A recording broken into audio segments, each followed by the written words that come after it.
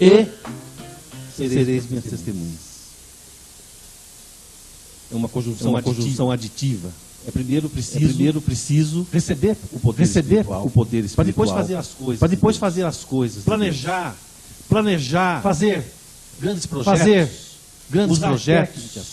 usar técnicas, fazer grandes projeções, tudo isso é muito importante e o homem pode fazer. Tudo isso é muito importante e o homem pode fazer. Nós não podemos, quando se trata das coisas de Deus, nós não podemos prescindir do poder de Jesus Cristo.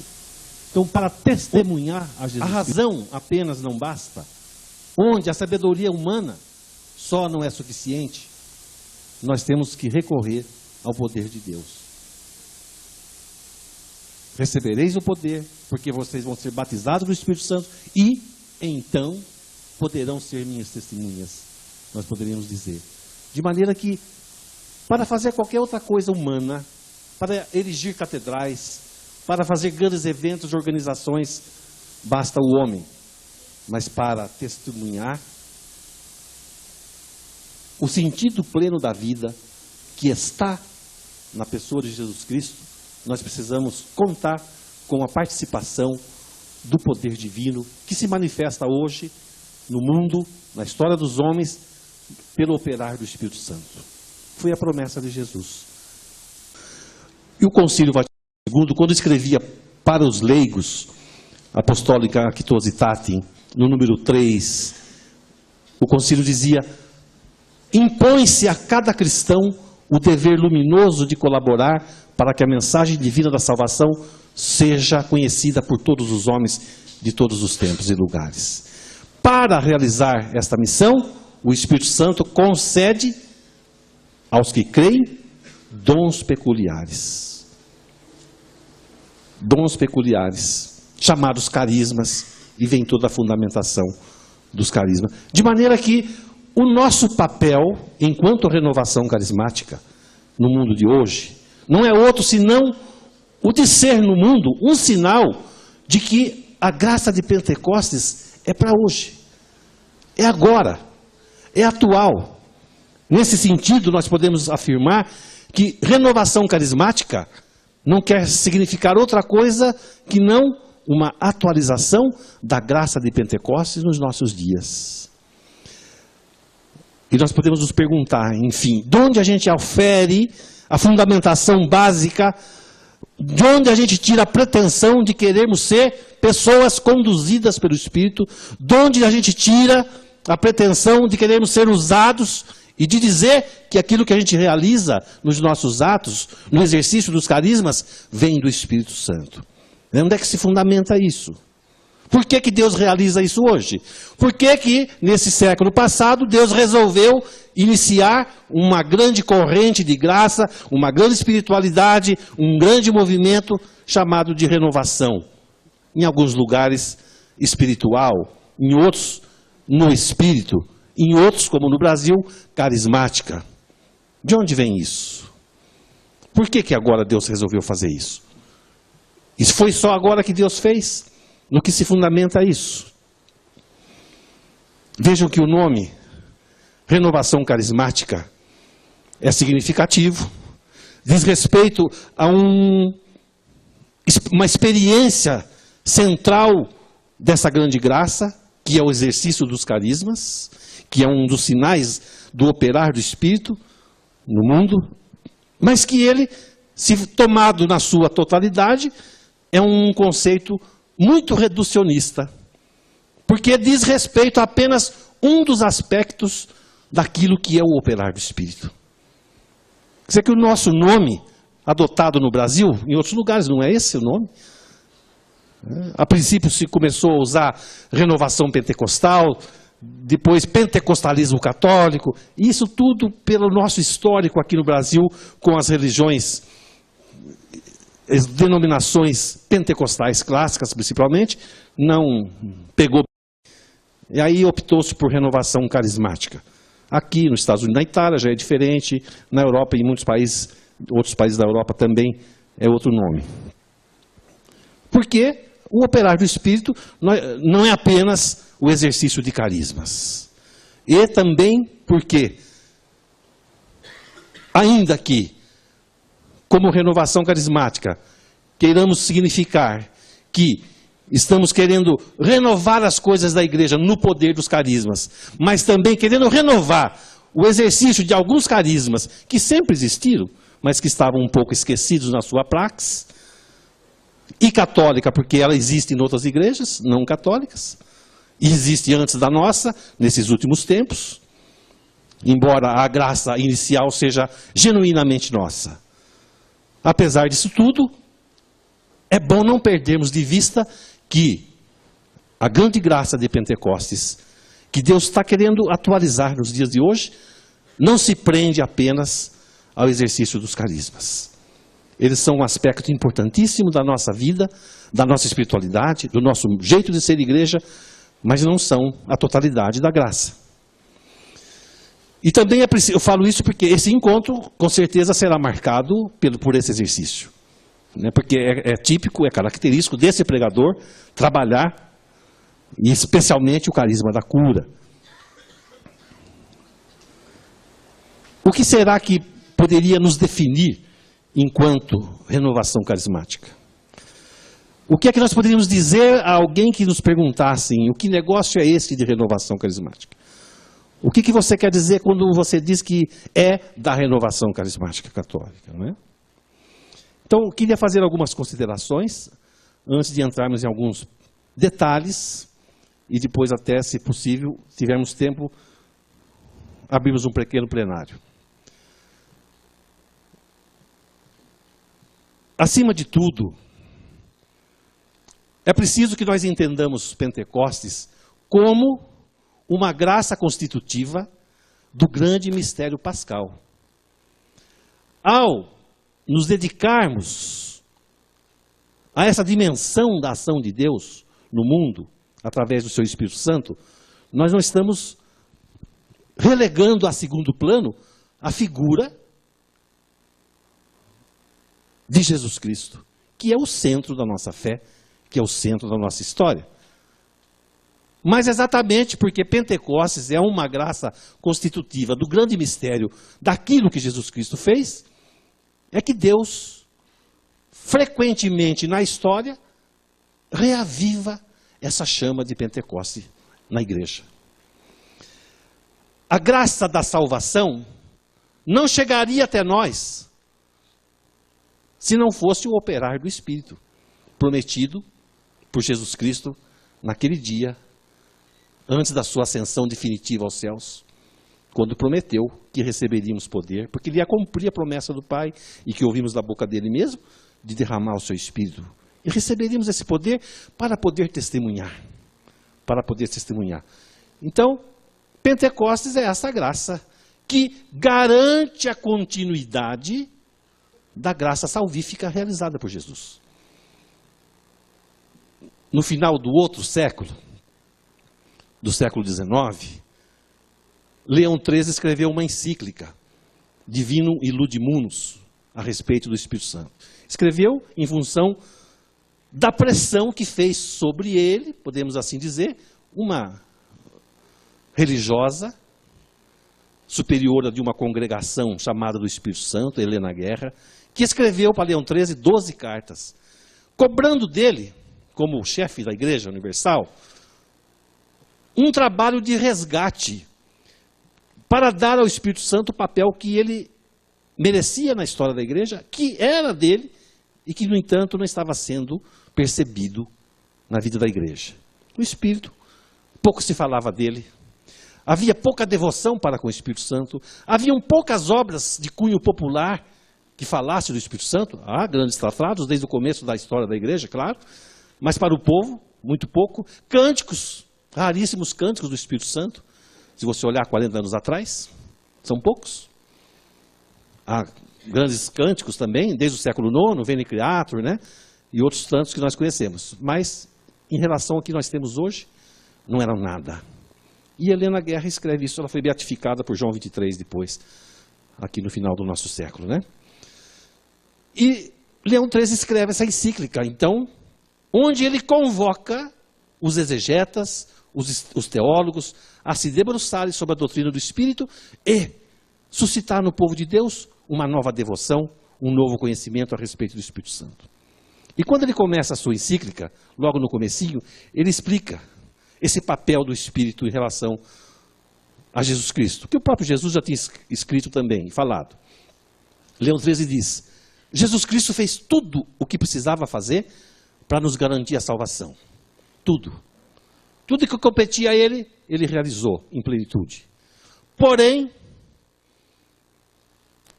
por motivos imperscrutáveis, não quis, todavia, Deus, que fosse ele aquele que levaria a cabo a obra final da salvação. Senão que delegou à pessoa do Espírito Santo essa tarefa. E o Espírito, então, é derramado em Pentecostes exatamente como garantia da continuidade da obra da salvação. Por isso, Deus frequentemente intervém na história humana e recorda aos homens a necessidade de buscarmos Pentecostes como uma atividade necessária para que a continuidade da salvação seja garantida entre os homens. Jesus já fez tudo o que fez. E Jesus quer que todos os homens se salvem. Deus quer que todos os homens sejam salvos. E em potencial, todos nós já estamos salvos. Mas nós sabemos que não basta Jesus ter morrido por todos os homens de todos os tempos. É preciso que cada um assuma pessoalmente essa salvação realizada por Jesus Cristo. E isso, irmãos e irmãs, só se faz através do operar do Espírito Santo. Não tem outro jeito. Deus não se revela hoje de outro modo senão pelo operar do Espírito Santo. O Pai não aparece mais falando aqui na sarça ardente aos profetas. Jesus não aparece mais pelas ruas pregando, ensinando e curando. Mas compete ao Espírito Santo hoje trabalhar sutilmente no coração dos homens e despertar neles o sentido da fé.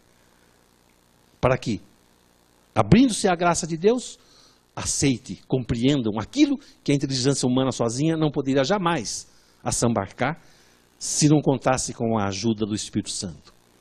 Vai dizer o Catecismo da Igreja Católica, ninguém pode tocar em Jesus Cristo, número 686, se não for antes tocado pelo próprio Espírito Santo. E a Dei Verbo, do Vaticano II, vai dizer, ninguém chega a compreender as grandezas e mistérios de Deus, revelados na Sagrada Escritura, se não forem coadjuvados pela ação do Espírito Santo. Não há como. Por isso, importa dedicar-se ao conhecimento do Espírito Santo.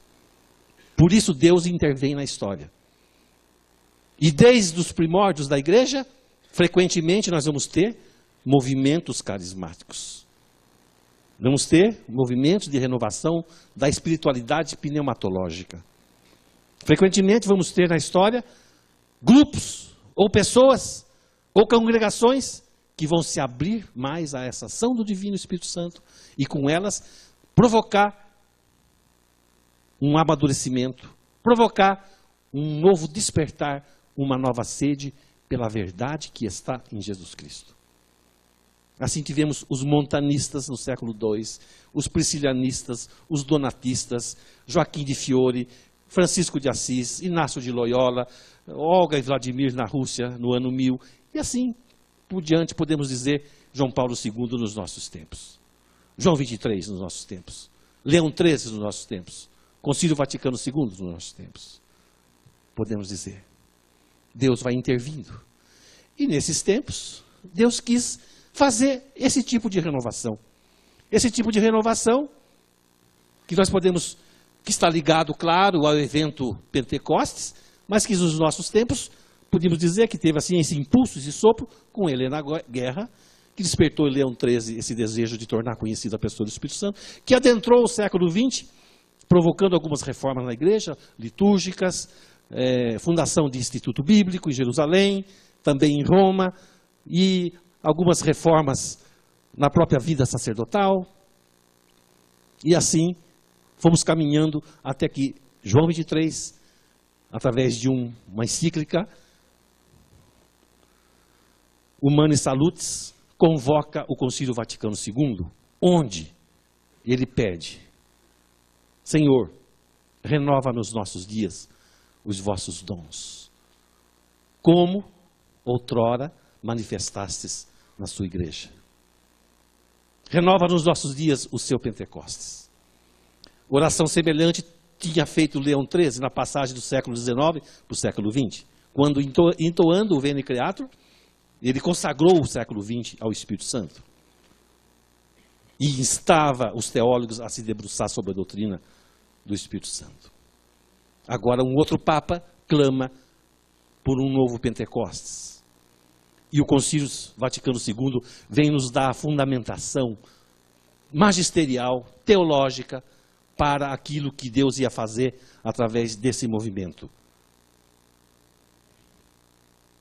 A Lumen Gentium, nos números 4 e 12, a Apostólica Ctositatis, como já falamos, no número 3, a Presbyterorum Ordinis, no número 9, a Ad Gentes, no número 4. Principalmente, esses documentos vão dar a fundamentação primordial daquilo que é a renovação carismática católica. O concílio termina em dezembro de 65. Insatisfeito com o tipo de espiritualidade que estavam vivendo, manifesta essa insatisfação nessa reunião, que era um congresso de dirigentes de cursilho.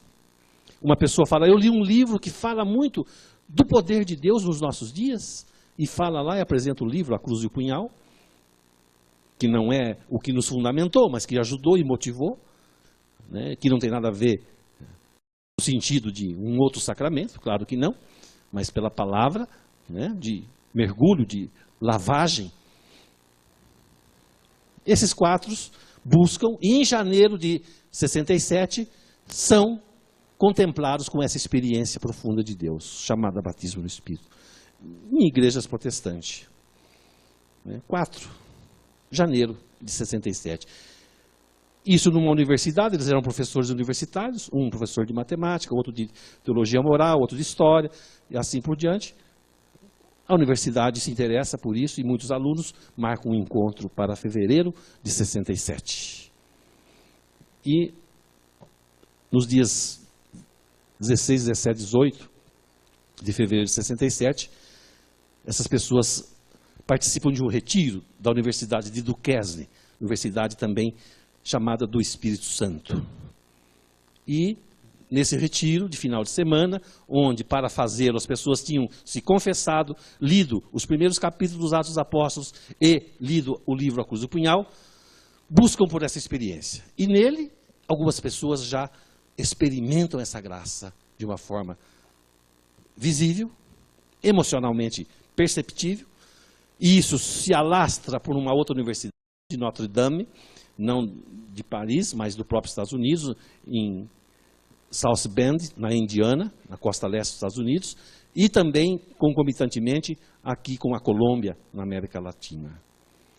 E isso, então, é tido como o início do movimento, esse retiro de fim de semana, que veio crescendo, alastrando-se e chegou ao Brasil em fins de 69, com o padre Haroldo Hahn, um jesuíta, muitos de vocês conhecem pela televisão, padre Eduardo, e mais alguns padres também jesuítas e outros não jesuítas que os acompanhavam. Padre Salles, Padre Daniel. Em Campinas, na Vila Brandina, as primeiras reuniões em 69, em 70, os primeiros encontros. E a partir daí, um crescimento no Brasil gradativo, né? Com alguns expoentes de hoje, fazendo as experiências e chegando até onde nós estamos. Então, o que nós podemos dizer que nós queremos significar ao dizer que somos carismáticos?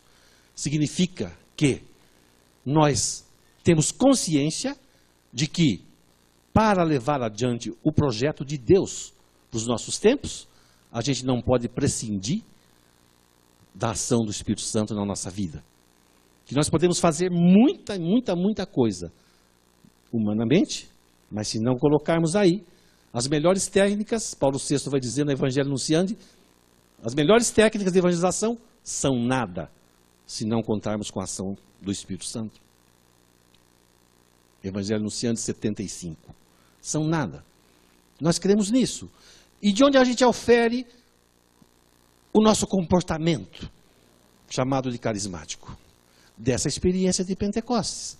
Daquilo que foi fundamental, que aconteceu em Pentecostes, e que é possível viver hoje, e que não era possível viver antes. Somos pentecostais, sim, porque a nossa fonte, que justifica o nosso comportamento, está em Pentecostes. O que significa isso? Significa que, a partir de Pentecostes, tornou-se possível um relacionamento tal com a pessoa do Espírito Santo como nunca havia sido antes. Esse Espírito Santo, que por ser pessoa divina que é, e portanto por sempre existir, e que estava presente desde toda a história da revelação, a partir de Pentecostes, torna possível uma vida espiritual que não era possível antes. Antes de Pentecostes, aos tempos do Antigo Testamento, o Espírito Santo era dado e se manifestava na vida de algumas pessoas. Todos tinham o Espírito Santo? Por certo que sim, mas de uma maneira apenas natural, difusa, e que vocês vão estudar na teologia de uma maneira imanente. Para alguns, e de uma forma natural. E para alguns, por um certo e determinado tempo, com vistas a uma tarefa. Passada a tarefa, cessava a manifestação do Espírito na vida daquela pessoa. E ele era visto mais como uma força de Deus, ou força física mesmo, como em Sansão, ou uma força de sabedoria, como em Salomão, e tantos outros, mas nunca com a consciência de que ele fosse uma pessoa divina dentro da Santíssima Trindade. Não se tinha consciência ainda de que a natureza de Deus, embora única, possibilitava a existência de três modos de ser diferentes de Deus. E não só em relação a nós, mas em relação a eles. E não que Deus ora seja Pai, ora seja Filho, ora seja Espírito, que vocês também estudam, o modalismo, não, mas porque as pessoas da Trindade se convivem entre si, e uma não é a outra.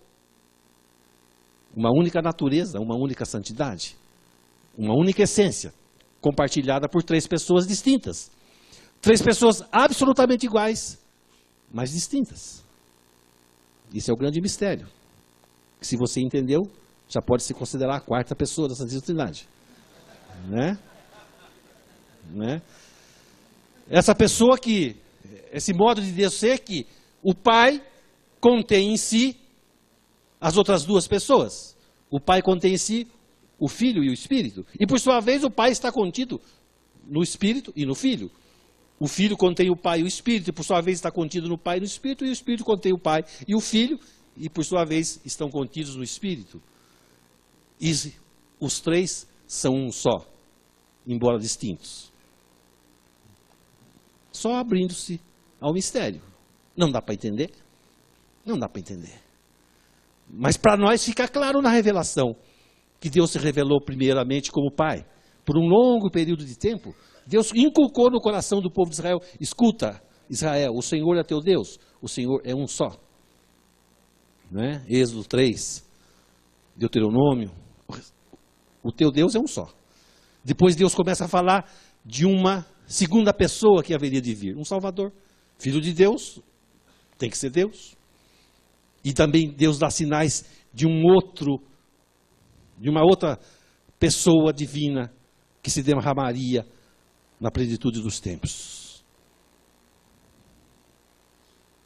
Deus se revela como Pai, em plenitude, obscuramente, o Filho, mais obscuramente ainda, o Espírito. Depois Deus se encarna.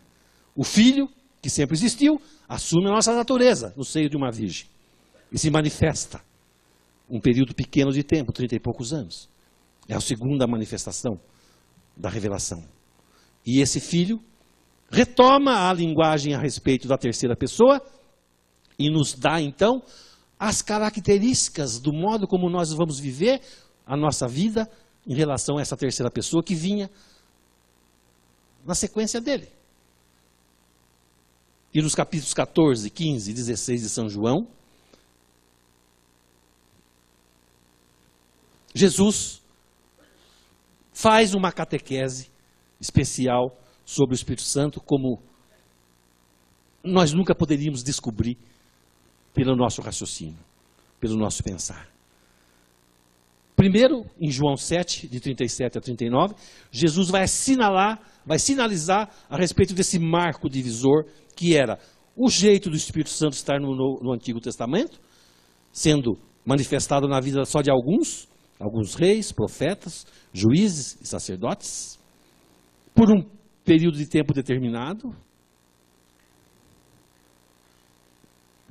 para o cumprimento de uma tarefa, mais como uma força do que como uma pessoa, e se manifestando desse modo, na vida de alguns, por pouco tempo, como uma força divina, de uma maneira natural, difusa, que está a sustentar toda a humanidade.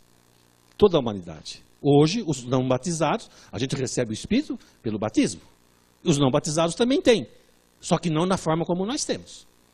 E Jesus então fala naquele dia da festa dos tabernáculos que vocês conhecem muito bem, João 7, 37, quem tiver sede, venha a mim e beba, e do seu interior fluirão rios de água viva. Quem tiver sede, venha a mim e beba. E essa água viva vai transbordar do seu interior e se manifestará para outras pessoas. E São João, evangelista, complementa no versículo 39. Ele dizia isso com respeito ao Espírito que haveria de ser dado. Mas que ainda não tinha sido dado, porque Jesus não tinha sido, o quê? Glorificado. Jesus está assinalando aí. Olha, quem tiver sede, venha a mim e beba.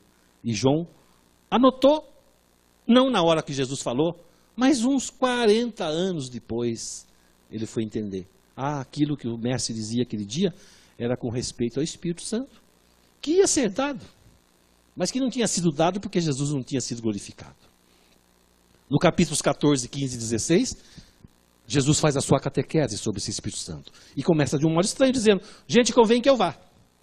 Mas que negócio é esse? Ele era o Salvador, ia cumprir tudo o que a Escritura prescrevia sobre a salvação, e ele agora vem dizer que precisa vir um outro, convém que eu vá. Porque se eu não for, ele não vai vir. Como quer dizer, olha, eu me limitei, eu assumi a natureza humana, e os humanos precisam morrer. Eu preciso passar pela morte, eu não posso ficar aqui. Só não assumi o pecado. E se eu morrer, e não tiver quem continue essa obra, passado um pouco de tempo, eu vou ser um ilustre desconhecido, ou, quiçá, alguém que foi um grande personagem na história, só. Mas se não tiver quem leve adiante essa obra com o poder divino, o que eu estou fazendo hoje vai se perder. Por isso convém que eu vá. Convém que eu vá. E começa a dizer quem é esse que vem. Eu vou rogar ao Pai e ele vai mandar para vocês um outro advogado. Porque eu sou um, já. Mas vai vir um outro advogado. Ele não falará de si. Olha o papel do Espírito. Alguns bispos às vezes assim cobram da gente, né? Olha, não pode ficar dando muita ênfase à pessoa do Espírito Santo, porque senão de repente acaba formando aí uma igreja do Espírito Santo, né? Não, todo aquele conduzido pelo Espírito Santo só tem um caminho. Jesus de Nazaré. Olha, eu vou rogar ao Pai, ele vai mandar. Não falará de si, ele tomará do que é meu e vou-lo anunciará. Ele dará testemunho de mim. Ele vos ensinará todas as coisas. O mundo não o pode receber, mas vós o recebereis. Por quê? Porque ele estará com vocês como eu estou, Deus Emmanuel, mas estará também em vocês. Coisa que eu, Jesus, com corpo humano, não posso. Está dentro de vocês. A física não permite. 2 corpos no mesmo espaço. Ele estará com vocês e em vocês. São Paulo vai perguntar depois para nós: ou acaso não sabeis que sois o templo do Espírito Santo? Não é? Que é o que nós hoje professamos. A gente recebe o Espírito Santo quando é batizado. Ele dará testemunho de mim. Ele vos convencerá do pecado, da justiça, do juízo. Ele vos ensinará todas as coisas que eu tenho vos dito. Recordará tudo o que eu tenho falado para vocês. Daqui 2000 anos vocês vão se lembrar do que eu falei. Porque o Espírito vai estar atuando no coração dos homens. Ele convencerá. Ele ensinará todas as coisas.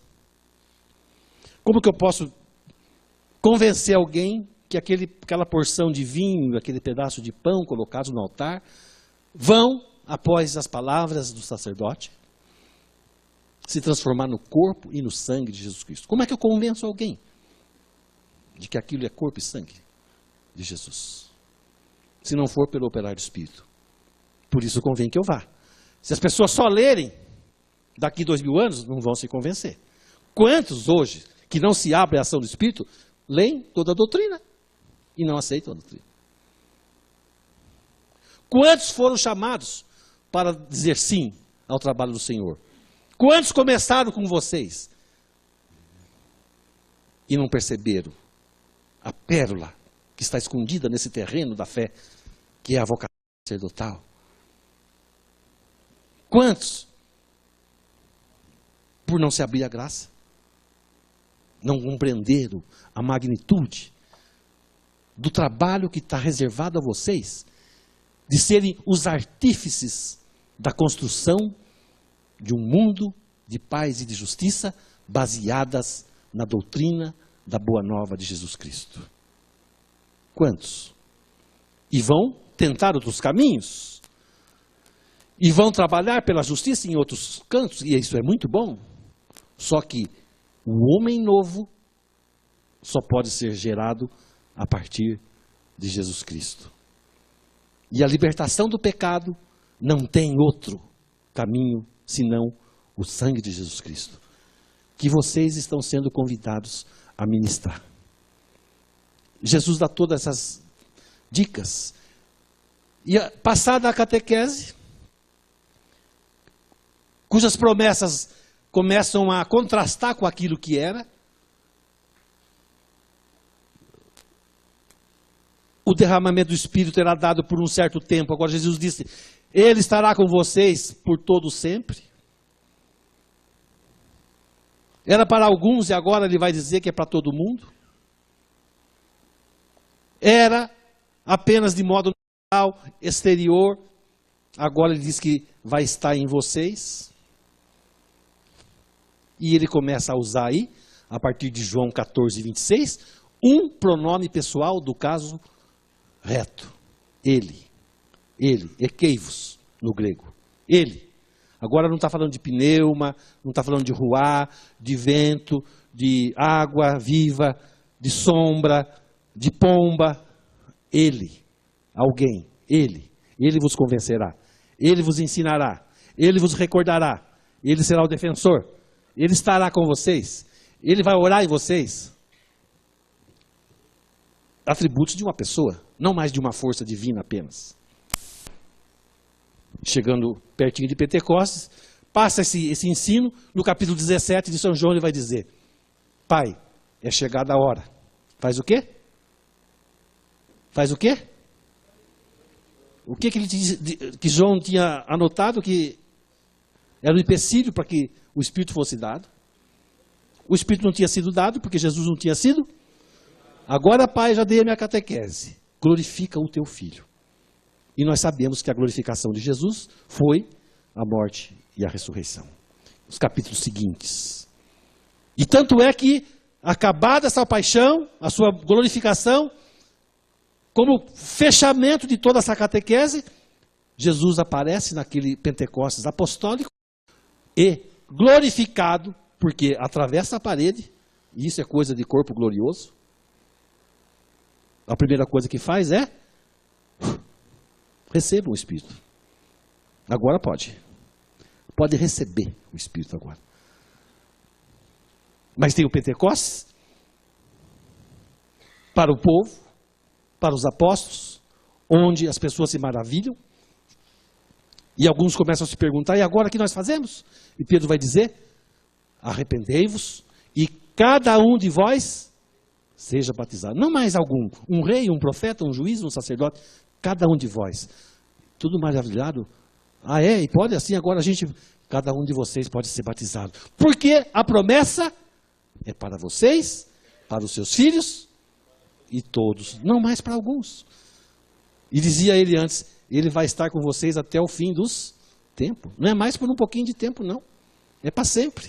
E vai dizer, ele vai estar em vocês, porque agora, pelo sacramento do batismo, vocês vão ter o Espírito de modo não só natural, mas de maneira sobrenatural.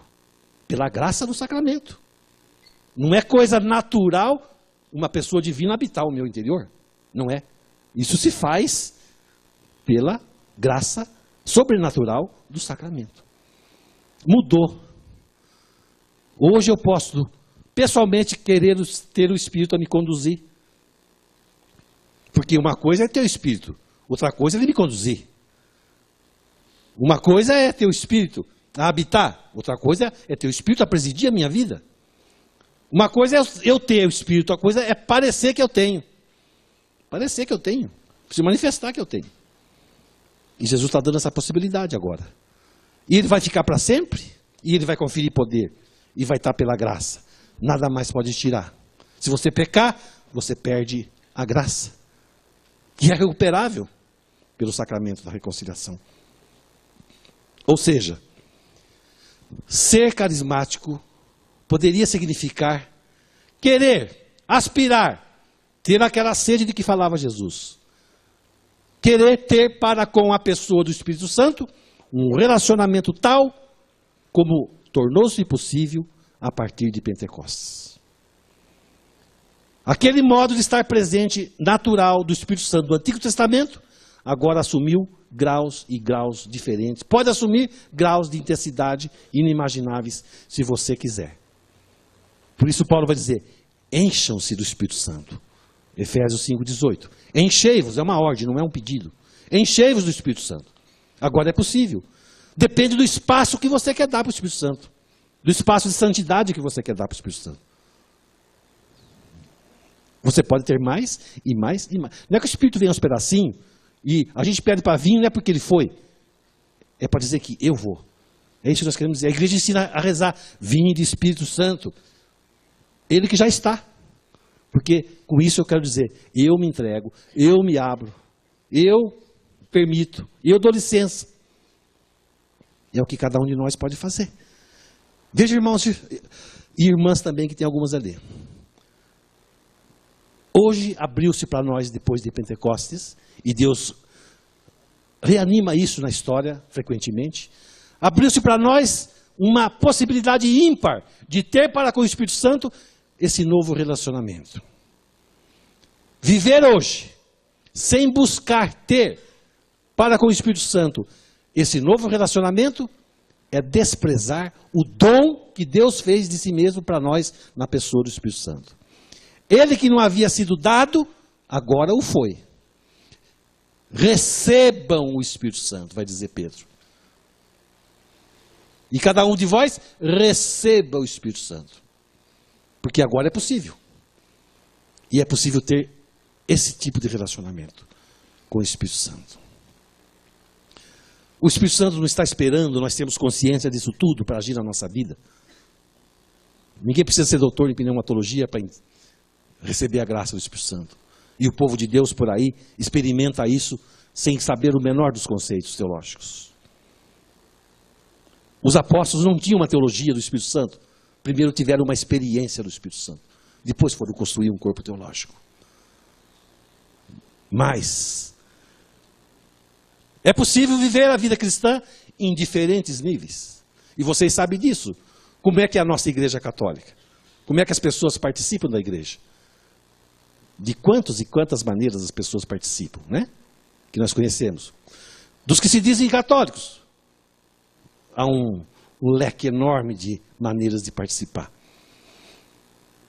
Dentre os batizados também, irmãos.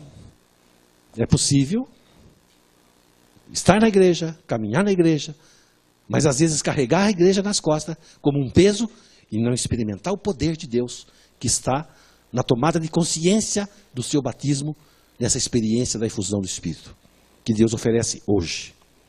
Então você pode ser um cristão em diferentes níveis, e isso será determinado especialmente pela maneira como você se abrir ao Espírito Santo. Não está relacionado ao que você vai estudar, ao conhecimento que você vai ter, aos anos de caminhada, de prática sacerdotal, pastoral, não. O que vai determinar a tua experiência de Deus é o quanto você se dispuser a abrir o coração para a ação do Espírito Santo na sua vida. Esse é o convite que Deus está fazendo a vocês hoje. Independente do movimento. Independente das mazelas que você com certeza vai encontrar no movimento. E aliás, o movimento é uma das expressões da renovação no mundo.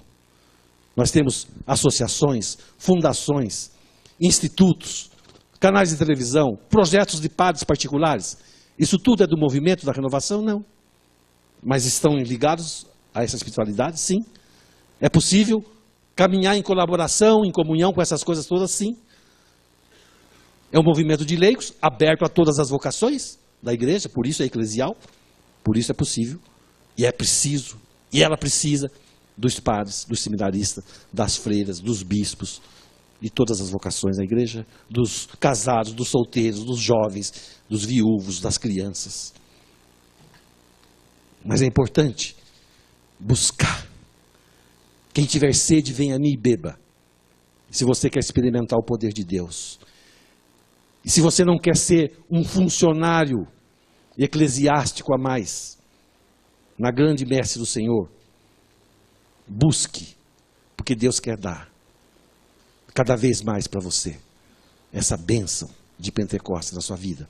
Quer capacitar o teu ministério, independente da tua capacidade intelectual. Deus quer capacitar você com poder espiritual para ser no mundo um sinal de construção da cultura de Pentecostes que falava o Papa em março passado, como a única capaz de edificar a civilização do amor nos nossos tempos. Então, abra-se ao Espírito Santo. Não importa quem você é na igreja, o que você faz, quanto você sabe, nada disso importa. Deus quer que aquilo que você faz seja feito no poder do Espírito Santo. Não importa se você tem essa tendência ou aquela outra tendência da igreja, se é mais tradicional, se é mais progressista, se é mais avançado, se é mais renovado. Deus quer que aquilo que você faz, você faça no poder do Espírito. Porque esse é o modo de você realizar na sua vida o propósito que Deus tem para os nossos tempos. Pentecostes não é uma opção. Pentecostes é constituição fundamental do grande mistério pascal. Para levar o mistério pascal adiante, é preciso abrir-se e deixar-se conduzir pelo Espírito Santo.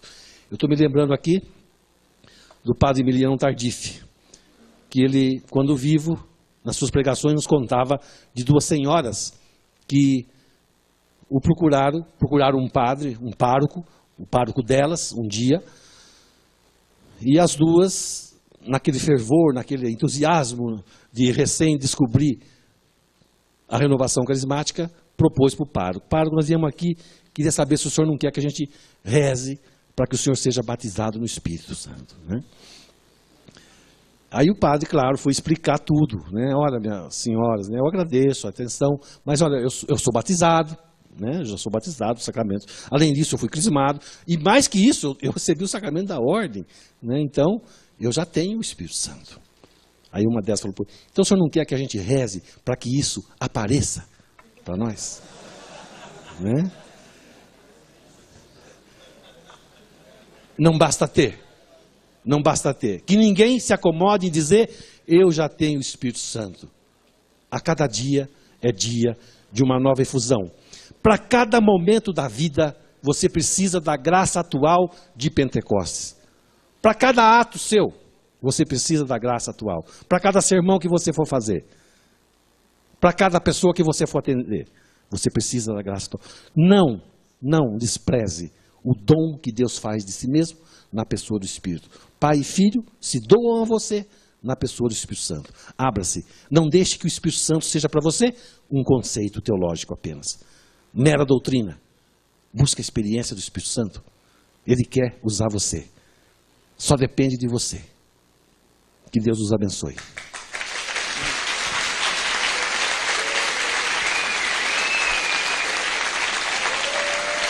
Glória a Deus.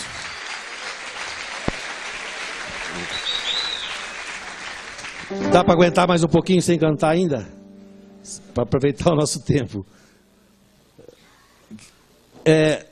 Poderíamos abrir para pergunta. Eu só queria fazer uma coisa que eu achei assim, sentindo as pessoas que estavam do meu lado, alguma coisa com relação à pergunta que foi feita sobre repouso no Espírito, que é bem complicadinho, né? Para nós. E eu queria falar algumas coisas sobre o repouso do Espírito. Primeira pessoa perguntou, dentre as coisas da pergunta, se tinha alguma fundamentação bíblica, né? E o padre Roberto pediu para ler o livro dele. Então. Não tem fundamentação bíblica. Alguns entendem que aquela queda que tiveram os soldados no horto, quando foram prender Jesus, seria um repouso do Espírito. Outros acham que aquele sono que se apoderou dos 3 discípulos na transfiguração seria... Isso tudo é muito frágil, né? Não serve para fundamentar repouso no Espírito. Né? Não serve. O Papa fala na Christi Fidelis Laici, escrito para nós leigos, eu no caso, né? Vocês ainda são, mas logo não serão mais. Quando fala dos carismas, no número 24 da Christi Fidelis Laici, João Paulo II fala assim, olha, o Espírito Santo, ao confiar à Igreja a comunhão, os diversos ministérios, enriquece-a com outros dons e impulsos especiais. Então veja a figura que ele está usando. Um impulso não é uma coisa esperada, é um impulso. Impulsos especiais chamados carismas. Podem assumir as mais variadas formas. O carisma não é o que está descrito em 1 Coríntios 12, 8, Romanos 8, uma de Pedro 4, Efésios 5, não. Podem assumir as mais variadas formas, tanto como expressão da liberdade absoluta do Espírito que os distribui, como em respostas às múltiplas exigências da história da Igreja. Então, a grande novidade da renovação, do ponto de vista até teológico, é de que ela atualizou para nós o conceito de carisma. E isso quem ajudou a fazer foi o próprio Concílio Vaticano II, onde todo dom natural é um possível carisma, se colocado a serviço da edificação do corpo. Sempre que a palavra carisma aparece no Novo Testamento, e só no Novo Testamento que aparece, vai estar relacionada à edificação. A cada um é dada a manifestação do Espírito para proveito comum. Então, todo carisma tem na sua base um componente natural, que quando colocado a serviço da edificação, pode ser um carisma. Tocar violão, tocar guitarra, tocar o órgão. Tocava no mundo, de repente foi tocado, a namorada levou para fazer uma experiência de oração, se sentiu tocado por Deus, abandonou a noite e começou a tocar e edificar os irmãos. É um carisma que, usado repetidamente, se transforma num ministério de música. Por esse conceito, ninguém precisa se assustar de que não tem fundamentação. Ele pode assumir as mais variadas formas, os carismas. Tanto por causa da liberdade de expressão de quem os distribui, que é o Espírito Santo, que é livre, como por causa das exigências que a igreja vai tendo através dos tempos. Num outro tempo, Deus usou outras coisas. Hoje, Deus também pode estar se servindo disso. Então, esse é o fundamento. Uma segunda coisa importante que eu gosto de sempre... Nós tivemos, quando assumimos, uma reunião com a Comissão Episcopal de Pastoral da CNBB, onde 12 bispos, com seus assessores, né, das mais diferentes tendências, nos sabatinários durante uma manhã, lá na CNBB. E uma das perguntas era, das cobranças era, olha, há uma orientação para que não se exercite não se pratique essa questão chamada de repouso no Espírito. E, no entanto, a gente vê que ali e aqui isso é comum na renovação. Como é que fica isso, né? Bom, primeiro, nós precisamos entender que o documento 53, que tratava das orientações, foi um documento escrito numa época que aparentava diversas dificuldades da caminhada e foi feito também com um embasamento parcial da realidade. Dele não participaram, não foi ouvida aqui opiniões de quem estava participando do movimento em si, né? Agora, no segundo fim de semana de fevereiro, eu, como presidente, e um teólogo do movimento, no caso vai ser o padre Joãozinho, fomos convidados para uma reunião na CNBB de novo, desta vez com a Comissão Episcopal de Doutrina. Então isso vai ser muito bom, vai ser muito bom. Porque nessa reunião, as questões foram mais pastorais, mas tinha essa aí. Então esse documento foi escrito, e para essa reunião, eles estão solicitando de nós uma porção de contribuições para um possível documento, não só para nós, mas para os movimentos eclesiais em geral e para as próximas diretrizes gerais da ação evangelizadora da igreja no Brasil. Então, estamos sendo ouvidos. Estamos sendo ouvidos. Então, eu dizia, e estava com o documento, o que o 53 fala é, em assembleias, grupos de oração, retiros e outras reuniões, evite-se a prática do assim chamado repouso no Espírito. Está proibindo? Evite-se. Tenha discernimento. Não. Eu falei isso para o bispo que perguntou. Aí eu falei mais. Falei, olha, está escrito aqui. Essa prática exige maior aprofundamento, estudo e discernimento. Então, eu não incentivo. Eu não chego num retiro e falo, eu, pessoalmente, né? Eu não sou a totalidade da renovação. Sou só o presidente do conselho. Mas... não, sério. Há muitas e muitas tendências dentro da renovação. Aos que gostam disso exageradamente. Né? Vocês já experimentaram isso em outros retiros.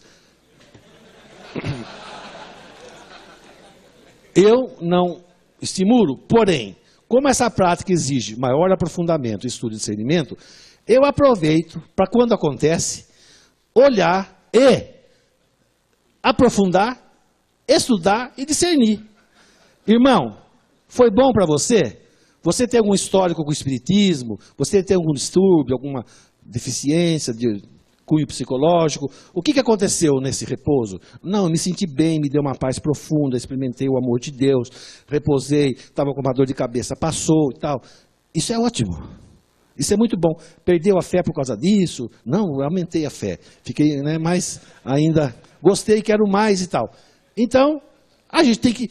onde é que eu vou aprofundar, estudar e discernir se não acontecer? Né? Onde?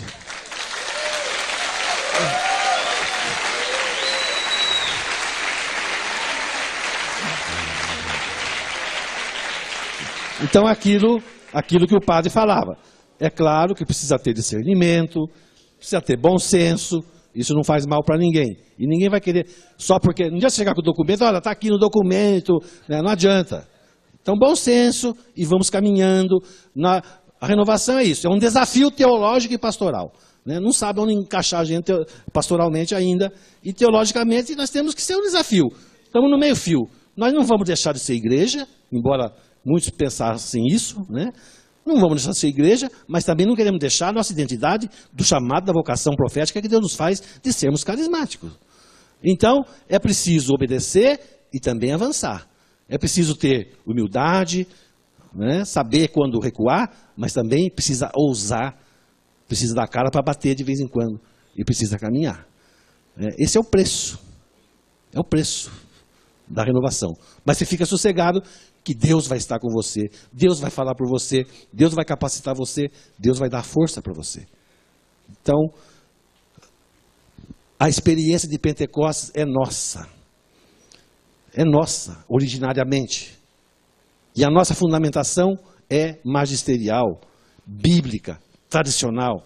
Nós estamos no coração da igreja. Se nós tivermos errado, eu quero que me fale onde, porque eu também não quero errar mesmo.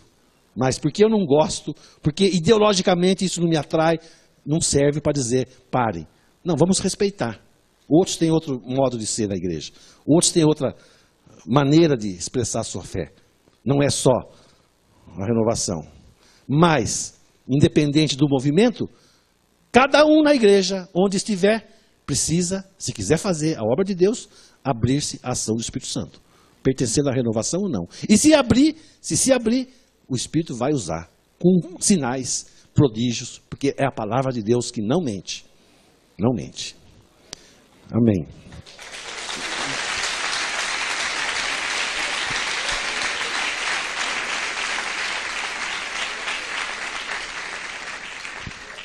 Então, se alguém ainda puder e quiser fazer alguma pergunta, enquanto o tempo for possível, André? Não? Não.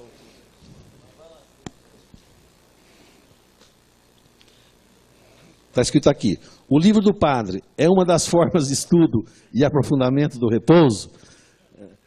O padre é tendencioso. Nós temos que ser objetivos, né? O padre é tendencioso. Ele só prega que pode, que deve, que tem que buscar mesmo, né? E às vezes não mostra assim o perigo que pode estar subjacente à prática. Então é bom a gente ver tudo, examinar tudo e ficar com o que é bom. É muito importante o livro do padre para nos dar uma visão desse fenômeno que está acontecendo que não é novo, viu? Não é de agora, assim. No fim do século XVIII, no começo do século XIX, já em diversos países anglo-saxônicos. O que é, Marquinho? Quer uma pergunta? Só um minutinho só. Havia nos Estados Unidos e em alguns países anglo-saxônicos os chamados revivals, os reavivamentos no espírito, onde ocorria esse fenômeno, né? Carregado de emotividade, de envolvimento emocional e tal, que hoje está tendo uma outra característica aqui entre nós. Mas, então, o livro do padre é bom. Eu recomendo que, além desse, você leia um livro do cardeal Sunes, que é mais contra do que a favor. O cardeal que acompanhou bastante, por causa daquele momento histórico em que ele viveu também. Não tinha a fundamentação que nós temos hoje. Então, tudo a gente tem que ver numa perspectiva histórica, né? Se nós for pegar as primeiras orientações que vieram para nós tinham ficado lá, né? Não tinham avançado. E hoje, graças a Deus, grandes teólogos se debruçam sobre a doutrina pentecostal católica e nos dão essa segurança. Então é bom ler o do padre de Grandes e também o do cardeal Sunes, que escreve sobre repouso no Espírito. Mesma coisa. São os dois assim principais a respeito. O padre queria falar. Falar aqui, padre, senão acho que...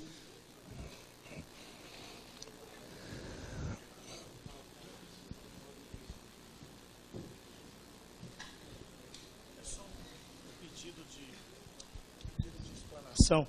No encontro com os padres e teólogos, se falou sobre essa dimensão espiritualidade carismática e movimento carismático. Também no congresso você retomou o assunto e falou. Eu penso que seria muito propício tocar mais uma vez nesse assunto, porque muitos dos que aqui estão vão participar nas suas paróquias, nos momentos de férias, e há a gente precisa entender bem isso, a espiritualidade carismática e o movimento carismático hoje. O que é que nós respondemos quando pensamos em movimento e o que é que se fala ou se critica com relação à espiritualidade carismática. Certo. Então, muito bem colocado. Lembrado. Está ouvindo bem com esse microfone? Tá. Há uma cultura. Troca? Está melhor? Troca? Ele vai regular lá. Tá, vai regular lá. Há uma cultura de Pentecostes que, lógico, advém daquele fato histórico de 2000 anos atrás, quase, né? Que foi aquele... A palavra Pentecostes nem tinha nada a ver com o Espírito Santo. Todos vocês já sabem disso, né?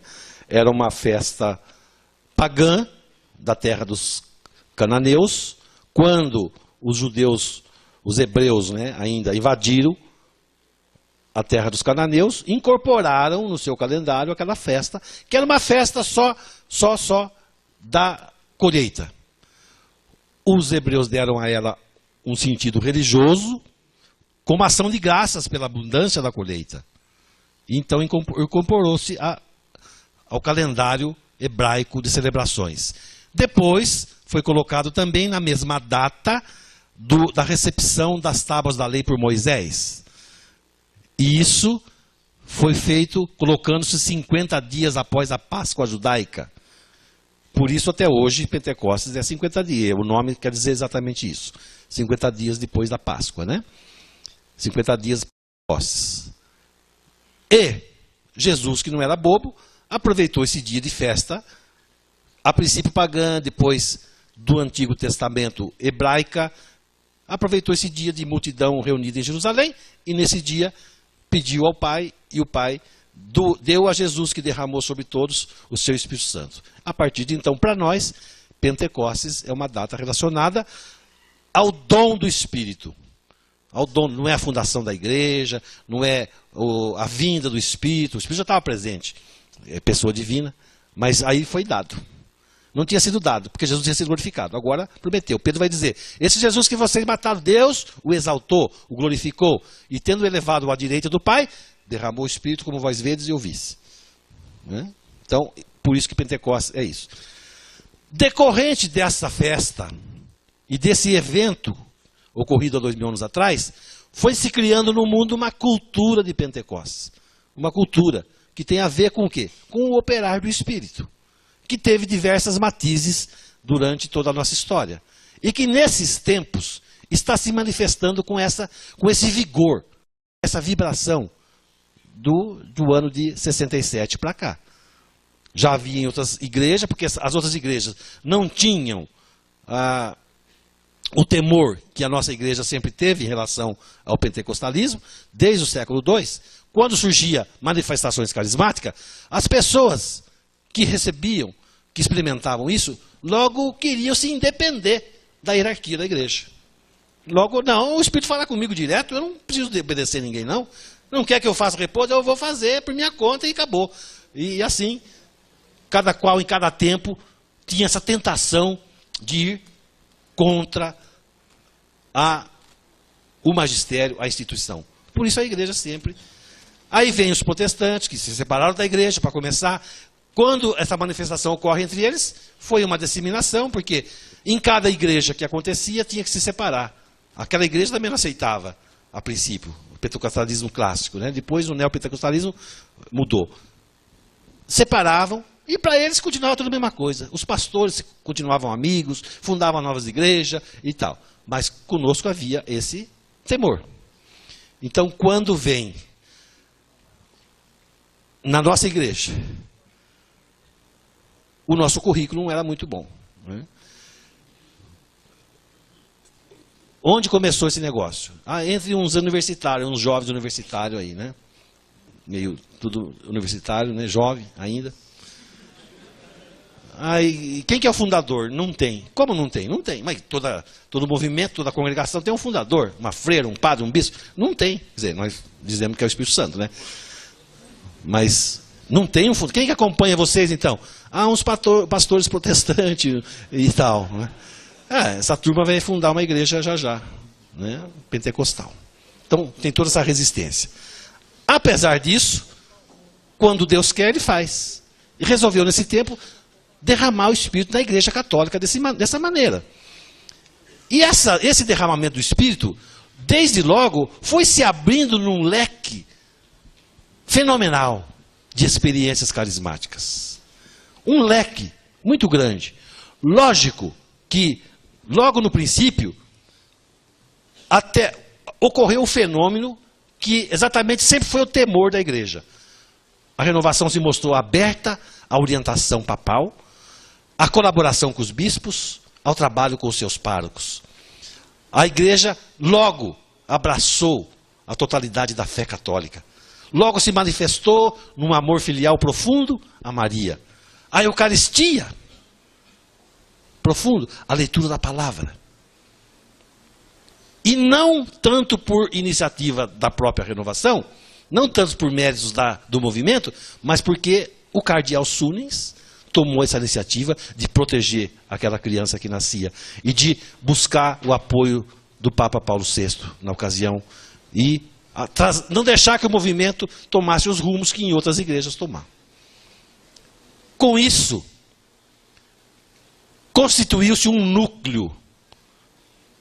Com isso, pela necessidade de representatividade, constituiu-se um núcleo de comando, diretor, que viria a ser mais tarde o movimento eclesial da renovação carismática católica. Porque é preciso uma representatividade. É preciso um mínimo de organização. O movimento não é um movimento se comparado a outros, porque não tem as características de outros movimentos. Já disse, não tem fundador, não tem lista de presença, não tem ata da reunião dos grupos de oração. Claro que não tem. É um movimento sui generis. Mas nós só nos enquadramos na categoria de movimento da igreja, dentro da igreja. Nós não somos um organismo, nós não somos uma pastoral. Né? Só cabe para nós movimento eclesial. Mas por conta dessa necessidade de representatividade. Então, desde o princípio, houve essa formação e organização em torno disso que viria a ser o movimento nos seus diversos níveis, diocesanos, estaduais, nacionais e internacional. Mas a graça não se limitou àquilo que se constituiu nessa representatividade que se chamou movimento. Não, a graça se expandiu. A graça de Pentecostes não ficou restrita assim. Quem participar do movimento da renovação é carismático, quem não participar não é. Não. O Espírito não tem essas cercas, não tem esses limites. É impossível. Por isso, debaixo desse grande arco da graça de Pentecostes, nos nossos tempos, surgiram diversas formas de viver essa mesma graça. Então, nós temos comunidades que têm um perfil de ação, de espiritualidade carismático. Nós temos fundações ditas também e de comportamento carismático. Nós temos projetos de padres particulares chamados carismáticos. Então, por exemplo, que vocês conhecem bem, alguns exemplos práticos. A Canção Nova não pertence ao movimento da renovação carismática, mas o Padre Jonas faz parte do conselho. A Canção Nova busca viver uma espiritualidade da renovação carismática, mas o movimento não tem ingerência na Canção Nova. Nós não mandamos na Canção Nova. O Padre Marcelo é tido como um grande líder da renovação carismática. Não está ligado a nenhuma instância de coordenação da renovação carismática. Isso não significa que nós somos contra ele. Podemos caminhar em comunhão, mas nós não podemos responder pelo que ele faz. Porque muita gente gosta dos méritos, né? Olha lá, o Padre Marcelo reuniu 1 milhão de pessoas. Ah, nós carismáticos, né? Ah, mas o Padre Marcelo está... Ah, mas aí já não é comigo, né? Quer só acolher o que é bom. Não, precisa saber. Ele é um projeto de espiritualidade carismática, mas que não é um movimento. Tem missionários pelo Brasil afora aí, pregando projetos particulares dentro da espiritualidade carismática. Tem institutos religiosos, vocês sabem, né? Temos aqui seminaristas de seminário que busca viver a espiritualidade carismática. Temos institutos femininos, temos editoras, temos canal de televisão, temos a Fundação João 23, da século XXI, e tantas outras expressões que vocês conhecem no Brasil. Então, o que é preciso saber?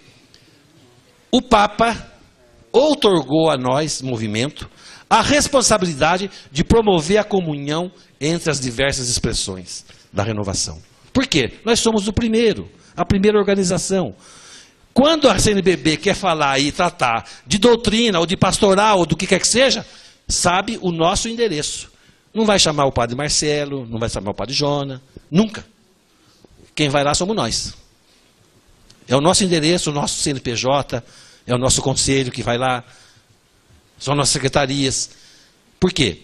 Porque nós somos essa instância inicial da graça de Pentecostes.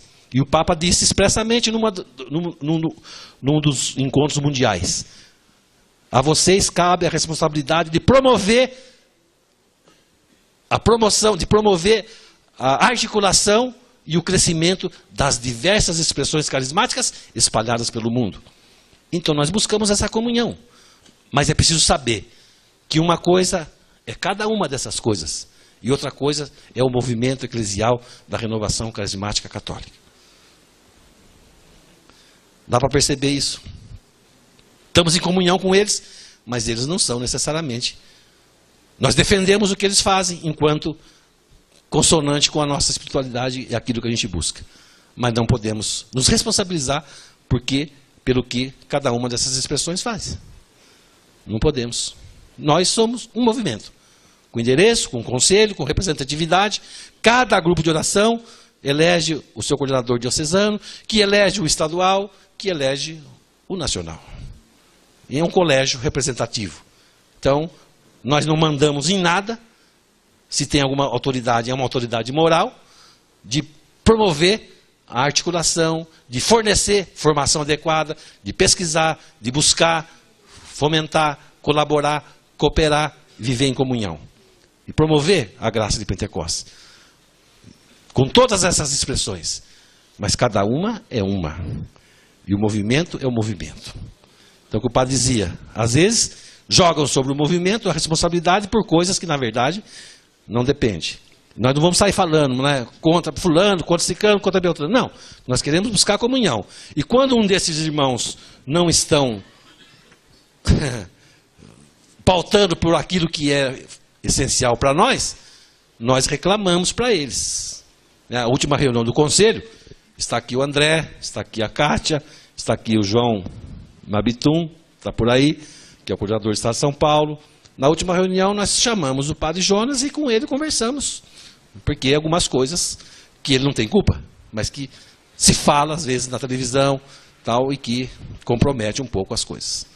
E ele quer que fale mesmo. Não, eu preciso saber, porque eu não fico sabendo.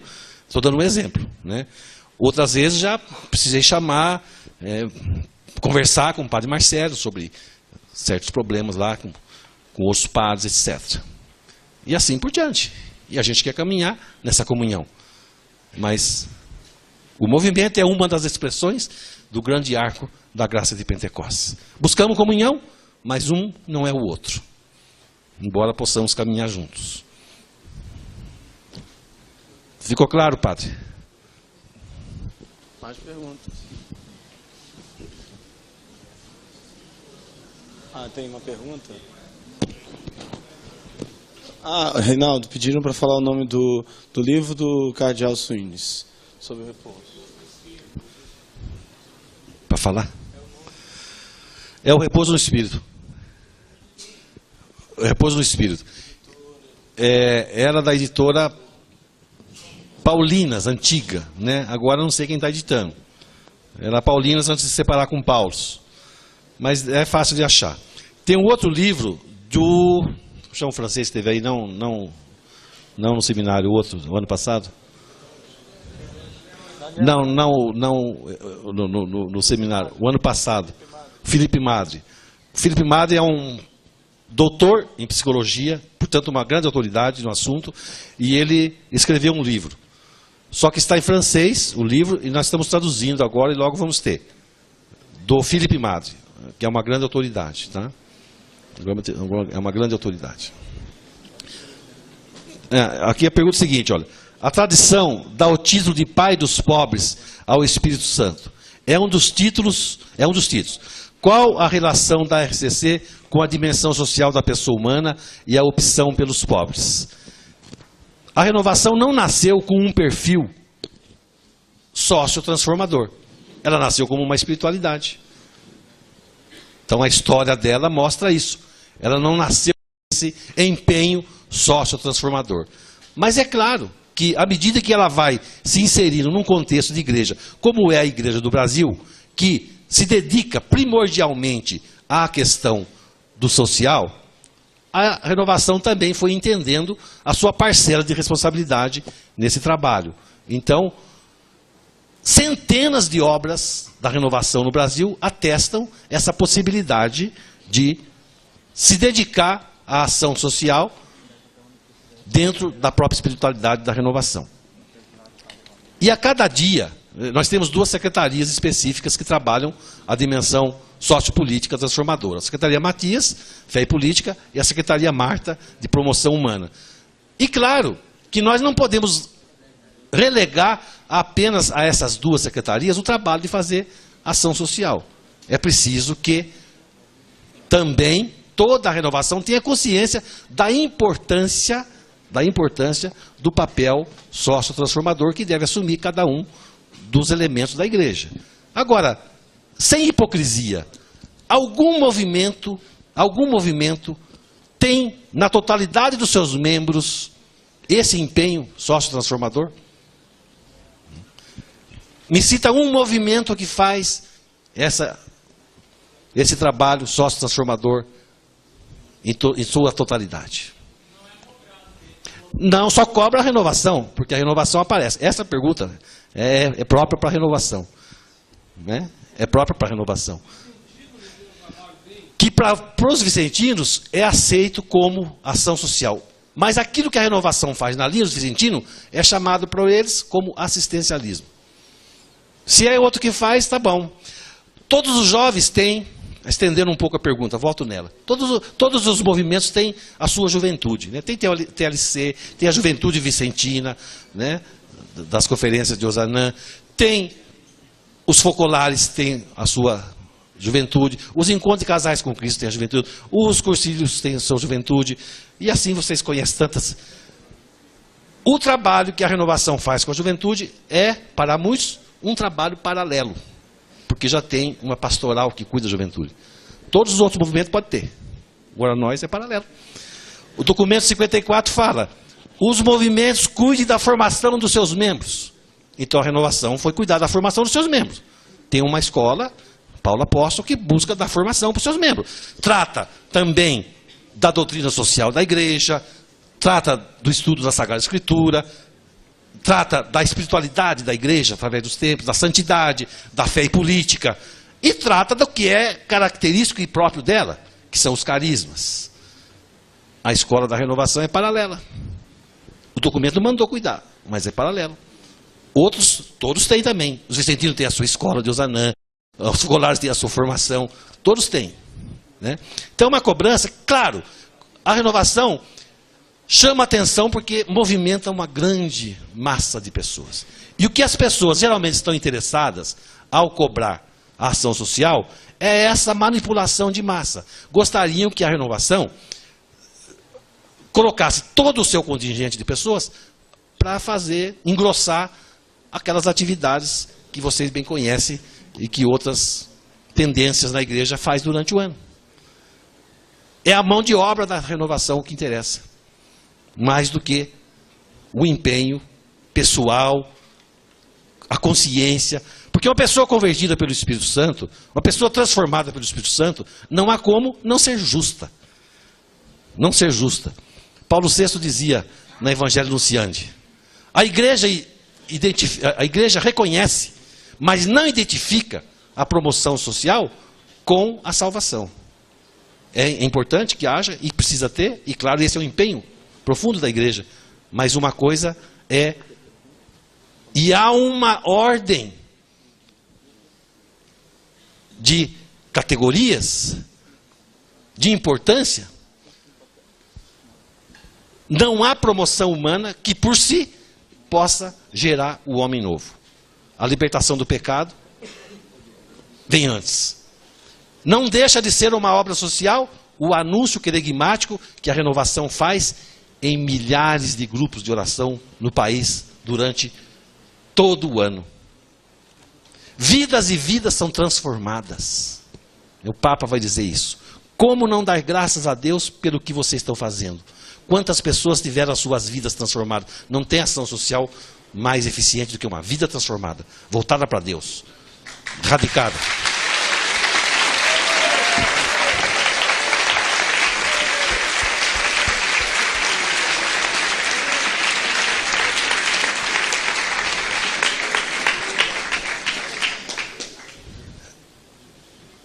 Nessa mesma reunião, também um assessor nos perguntava sobre essa ausência da renovação quando da realização de algumas passeatas e tal, como um todo.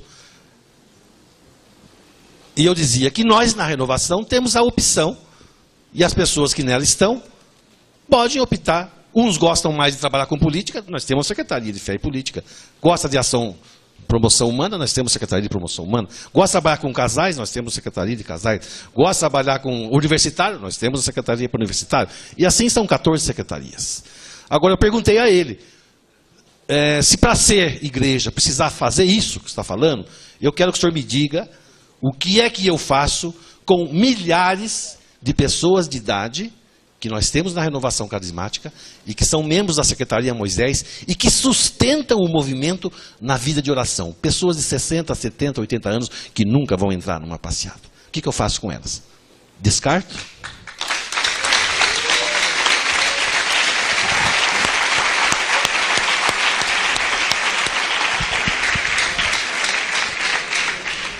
Mas é claro, nós estamos soltando um plano de ação agora.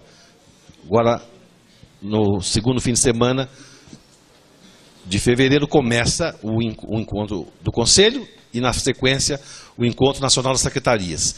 E o plano de ação, então, traz as diretrizes que a cada ano a gente procura dar como motivação e direcionamento para os trabalhos de todos na renovação. Ninguém na renovação é proibido de fazer promoção social e deve se empenhar. Nós temos curso para isso, de promoção humana, segundo a doutrina social da igreja. Mas nós deixamos a liberdade de opção. Embora a ninguém é dado descuidar e não se indignar pela falta de justiça, pela pobreza desmedida, pelas diferenças sociais. A ninguém é dado. A ninguém é chamado a se alienar desses problemas. Então, nesse plano de ação desse ano, se vocês puderem ver, né, ele sai agora em fevereiro, há 2 páginas e meias, que é a introdução do plano, onde eu estou trabalhando isso. Né? Por exemplo, assim, a consciência política na igreja. Nós sabemos a luta que é para que os católicos tenham consciência política, cresçam nessa consciência da importância do voto. Né? Como que é? Isso na renovação também é difícil. Nós sabemos do contingente de pessoas que vão na igreja, cumprem o preceito dominical, não são só da renovação, e pronto. Então, nós também na renovação estamos escrevendo nesse plano essa necessidade do empenho, uma maior dedicação a essa dimensão. Não como situação sine qua non, se você não faz isso, não. O mais importante é a conversão do coração, é a espiritualidade. Mas você não precisa se alienar dos problemas para viver a espiritualidade da renovação. Então nós estamos cobrando os diversos secretários. A renovação foi dando momento significativo. Em alguns momentos precisou valorizar o carisma, no outro precisou valorizar a organização, no outro precisou valorizar a formação, no outro precisou valorizar a sua dinâmica. E eu estou colocando como discernimento que Deus me dá, enquanto presidente, enquanto direcionamento profético, enquanto escutando o Senhor para esses tempos, estou pedindo o empenho de cada secretário. Sem desprezar, por exemplo, a música de louvor, eu acho que é possível que os nossos músicos comecem a trabalhar com maior denodo em nos brindar com cânticos que também expressem a nossa indignação diante da injustiça, diante da miséria. Não é proibido fazer isso. Não vamos abandonar o louvor, que é nossa característica, e que o Papa também tanto elogiou, e que a gente deve resgatar mesmo a oração de adoração e louvor. peço a cada secretaria, enfim, aos pregadores, aos casais, que se empenhem em tornar realidade aquela dimensão que é própria do Evangelho, que é própria de cada cristão, e que ainda nós todos na igreja, não só a Renovação, precisamos tanto avançar para estabelecer o reino de Deus. A Renovação é o mais novinho dos movimentos, né? Ela não é a causa do descaso para com a injustiça na igreja ou no mundo. Ela veio já no bojo de uma situação dessa aí. Mas porque veio dos Estados Unidos, porque então tem todo um preconceito contra ela. Mas é preciso romper com isso.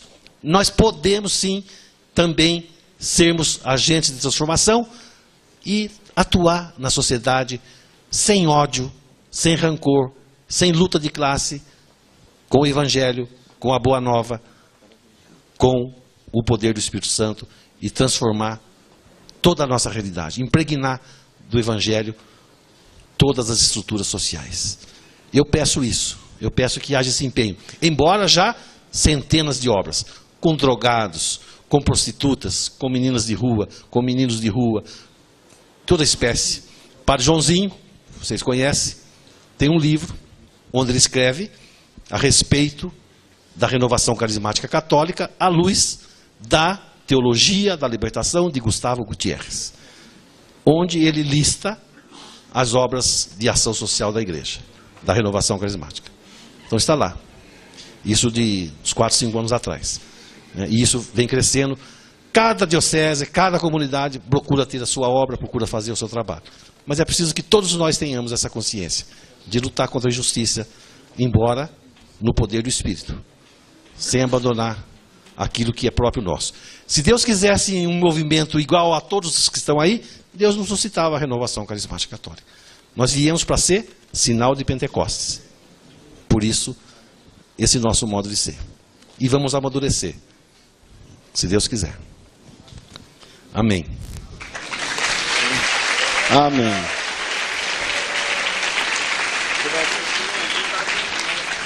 Amém, então. A gente agradece o carinho do Reinaldo ter vindo hoje aqui e pede sobre ele a bênção do Senhor. Amém?